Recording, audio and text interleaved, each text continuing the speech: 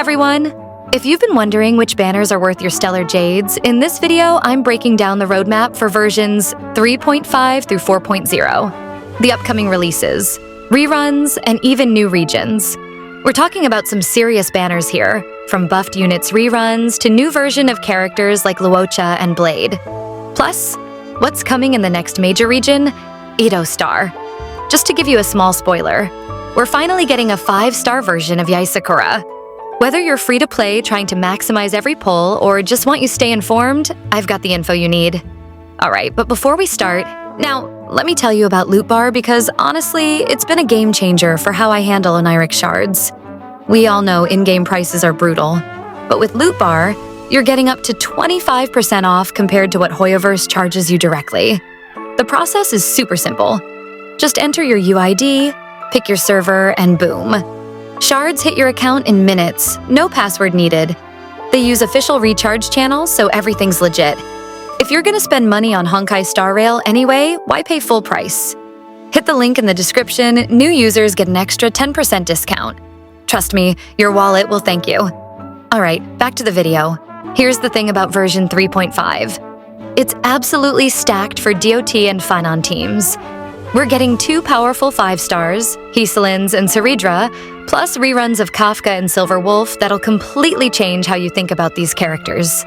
Let's start with Hysilens, a physical nihility unit built specifically for DOT teams.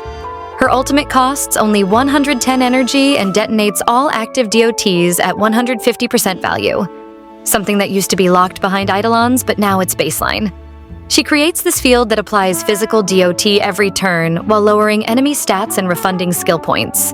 What makes her really special is her talent that randomly applies status effects like bleed, burn, shock, or wind shear with 0 effort. If you've invested in Black Swan or Kafka, Hysilens is basically the missing piece that makes those teams run perfectly. Moving to Cerydra, she's a wind harmony unit, but unlike most supports who just buff and disappear, she actually deals real damage. Her whole kit revolves around military merit stacks that you give to allies. And once she hits enough stacks, she enters nobility mode with bonus crit damage and can copy her skill without spending skill points.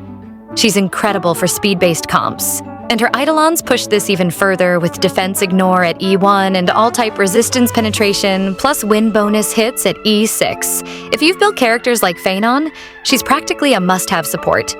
Now, into the reruns, Kafka and Silver Wolf, both who got some serious love recently.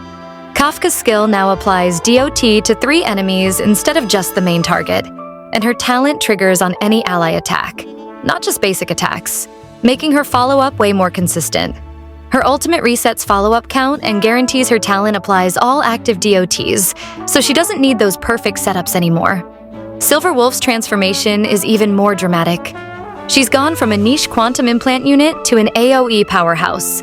Her ultimate hits all enemies and applies defense reduction to everyone.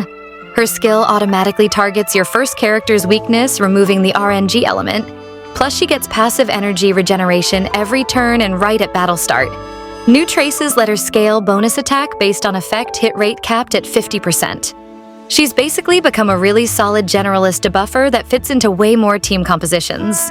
Moving into 3.6, this is where summons really take center stage. March 7th's SP form has that flashy Ice Remembrance aesthetic with a memo sprite named Medusa that does the heavy lifting while March rotates off field. Her kit is designed around low field time and stacking buffs onto Medusa, which creates this interesting playstyle where you're managing multiple units at once. In the second phase, we have Dan Heng SP banner, and if you don't know, Dan Heng SP is actually the free unit, not March. He's completely different now. A physical preservation support tank hybrid whose main mechanic is summoning dragons. When he buffs an ally, that ally also summons a dragon. Think of it like giving your main carry an extra companion that enhances their damage or defensive stats. What's really interesting is that Dan Heng SP was internally rated A tier for banner sales potential, so he's not being given away because he's weak. Hoyoverse wants to hook players into the Eidolon chase, which tells us a lot about how confident they are in his design and long-term value. Version 3.7 is essentially the Cyrene patch. She's the only new 5-star, and Hoyoverse is putting everything into her.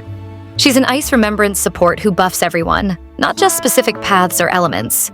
Her memo sprite casts team-wide buffs, making her a universal enabler that could reshape team building entirely.